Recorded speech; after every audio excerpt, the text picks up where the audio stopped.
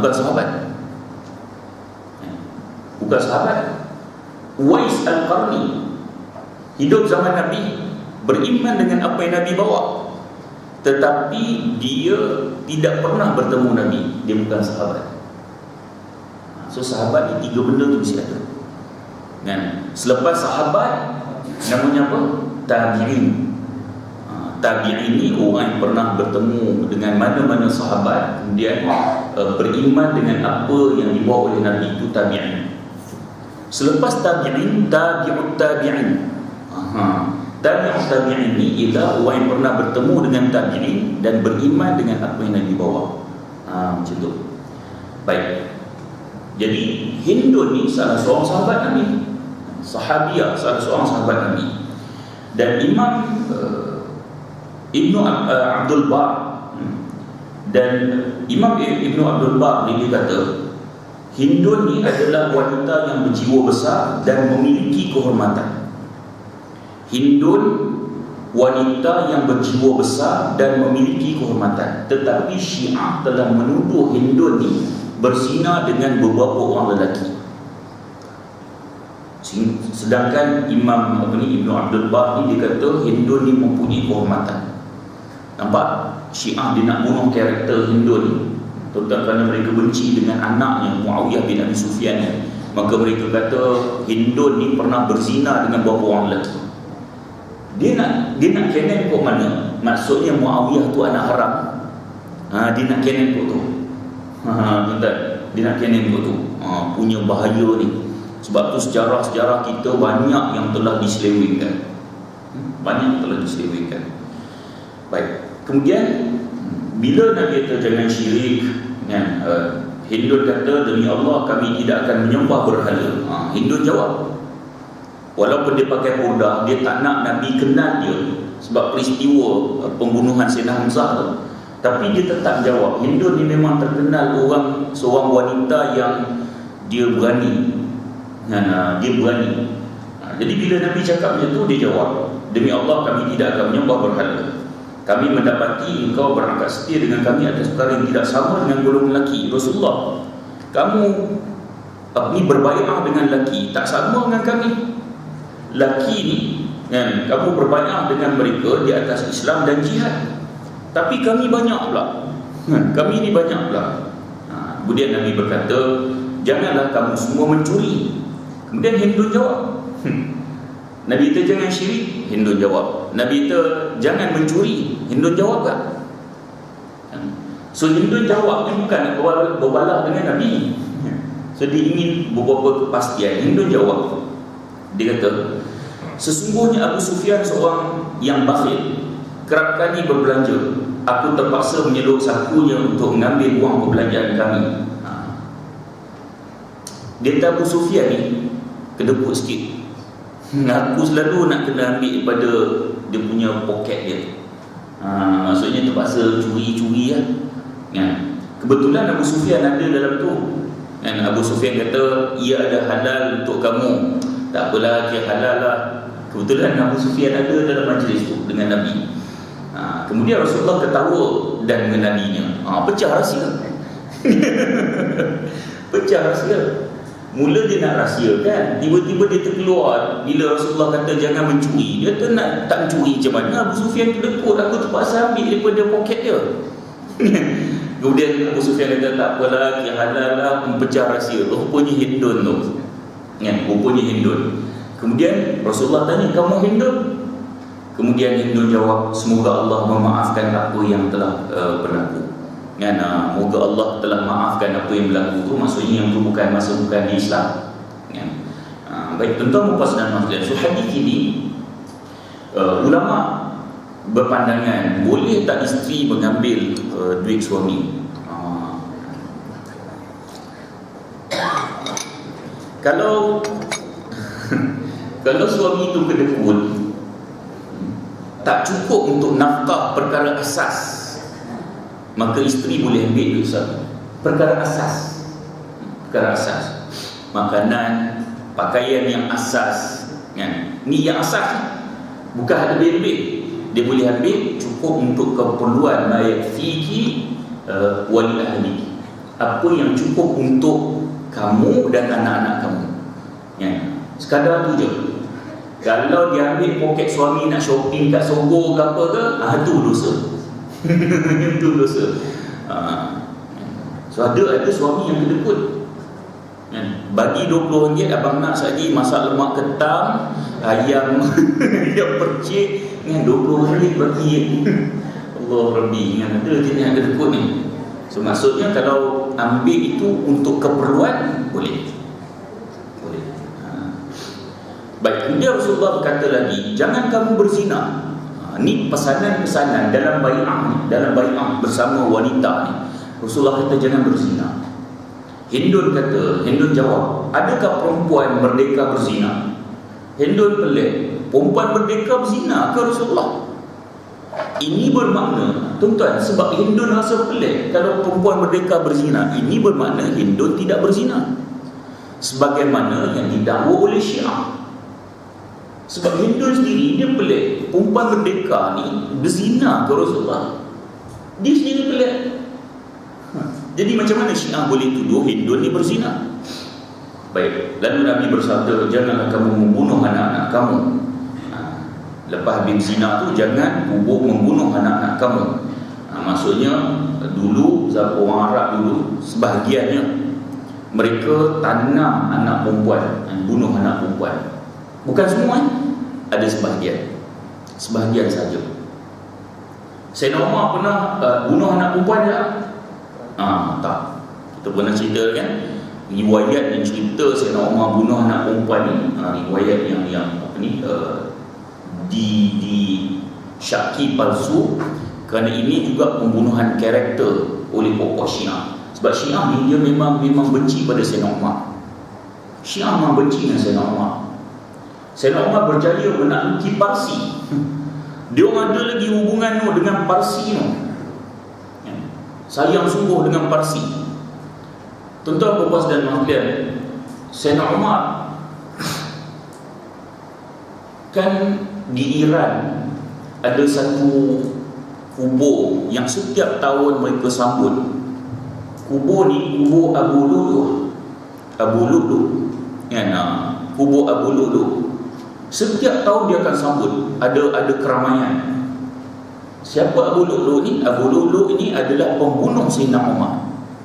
Sayyidina Umar waktu salat ni, Abu Lu'lu'ah datang pada belakang, dia tikam pada belakang. Tak berani nak ajak Sayyidina Umar lawan berdepan. Yang orang tak berani dengan Sayyidina Umar ni. Jadi peluangnya bila? Waktu Sayyidina Umar tengah salat. Abu Lu'lu'ah ini dikira sebagai hero kepada Syiah. Sebab tu di Iran, kubur Abu Lu'lu'ah ini setiap tahun akan dibuat sambutan, berbangga bahawa dia telah berjaya membunuh Umar. Sedangkan Sayyidina Umar ni siapa? Bapa mertua Nabi. Sayyidina Umar bapa mertua Nabi, sebab Nabi kahwin dengan Hafsah binti Umar. Sayyidina Umar ialah orang yang telah dijanjikan syurga. Dia ada 10 orang dijanjikan syurga Sayyidina Umar. Sayyidina Umar pernah Nabi kata, kalaulah ada Nabi selepasku, maka Umar lah orangnya. Sayyidina Umar, ini kelebihan yang sangat banyak Sayyidina Umar.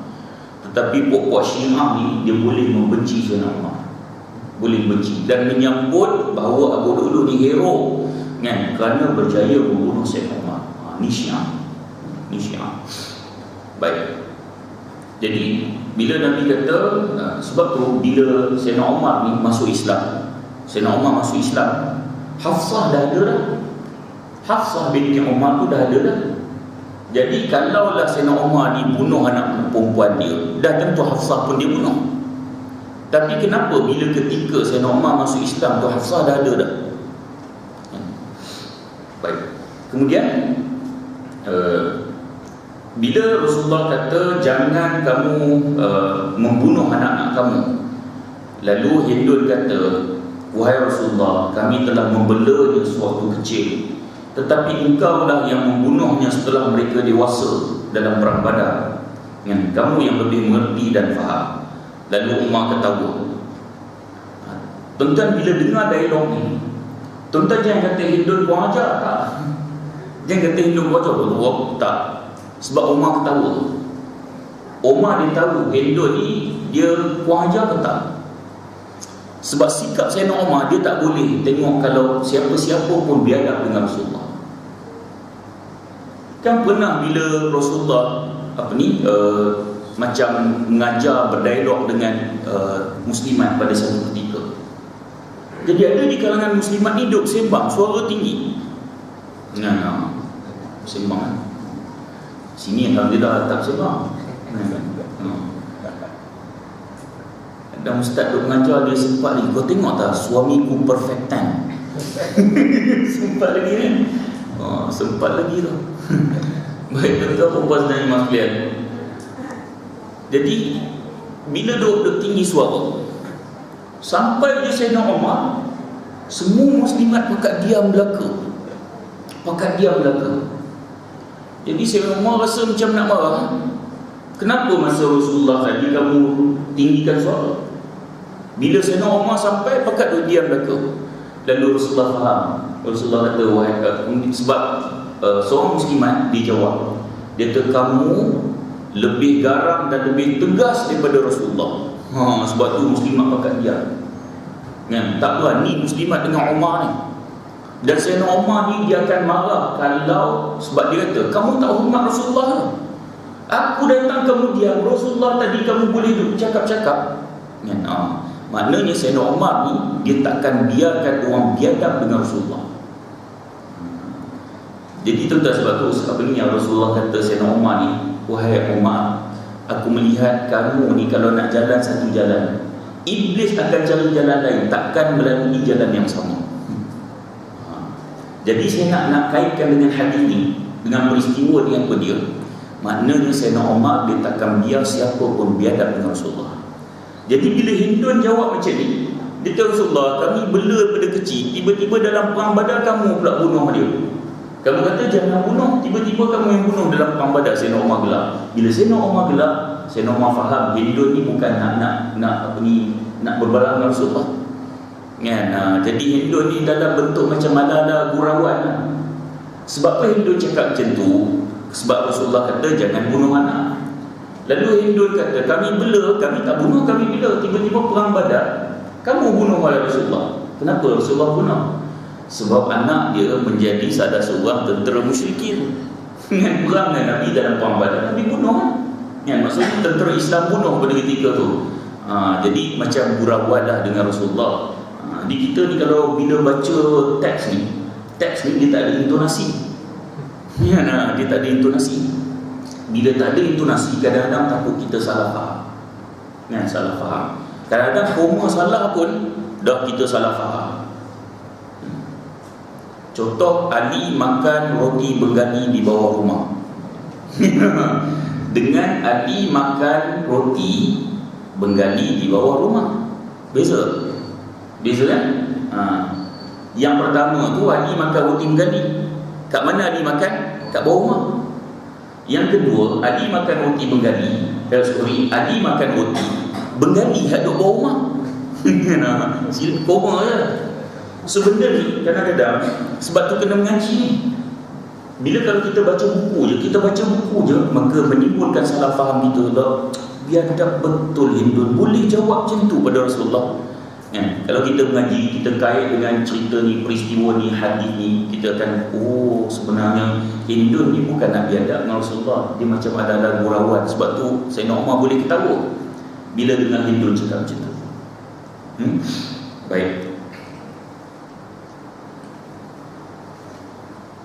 Yang dibunuh ni, anak Hindun ni ialah Al-Bakr bin Hanzalah bin Abu Sufyan. Ini anak-anak kepada Hindun. Kemudian Nabi kata, janganlah kamu datang kepadaku dengan berdusta, yakni menghubung kaitkan anak orang lain dengan suami mereka. Hindun menjawab, sungguhnya berdusta itu satu perbuatan keji. Apa yang engkau mahukan daripada kami ialah kebijaksanaan dan kemuliaan akhlak. Kemudian Nabi bersabda, janganlah kamu menderhakai aku pada kebaikan. Baik. Nabi kata, jangan kamu datang kepadaku dengan berdusta, yakni hubung kaitkan anak orang lain dengan suami mereka.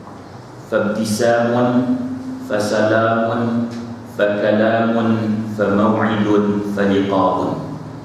Ni syair Arab ni. Syair Arab dulu memang terkenal jenis-jenis ngarut je ni. Dia kata pertama sekali fanafratun, usyar dulu. Dia ajar ni usyar dulu. Kemudian fabtisamun, senyum sikit. Cik senyum sikit, tengok reaksi perempuan tu macam mana. Kalau perempuan tu dia ada reaksi, fasalamun, pergi bagi salam. So maksudnya kenal, nak orang kata greeting lah kan, nak bagi salam. Assalamualaikum dek, kan? Tak jawab rasa, jawab gatal. Confused budak kan. Kemudian fasalamun, fakalamun, dah bagi salam, tu pun jawab salam, baru sembang perempuan. Kemudian termasuklah bagi apa ni, kalau zaman sekarang lah kan, untuk bercakap ni tak semestinya dalam macam tu je kan. Bercakap ni boleh jadi WhatsApp dan sebagainya. Kemudian dia kata apa, famau'idun, bila duk cakap tu baru buat janji kita nak jumpa kat mana. Bila dah buat janji, barulah faliqa'un, baru jumpa. So maksudnya proses tu step by step, dia ada proses dia. So maksudnya zina ni dia akan bawa hak ujung sekali kan. Dah ada fanaqratun, famtisamun fasalamun fakalamun famaw'idun faliqa'un, dah buat janji pun semua, baru berzina. So itu bukan terlanjur, ada proses, ada step by step dia. Maka tuan-tuan puas dan mas sekalian, bila tukar je, tengok tuan-tuan mainan musuh-musuh Islam, dia tukar lanjur je, kita rasa tak salah. Padahal zina dosa besar. Nak buat macam mana terlanjur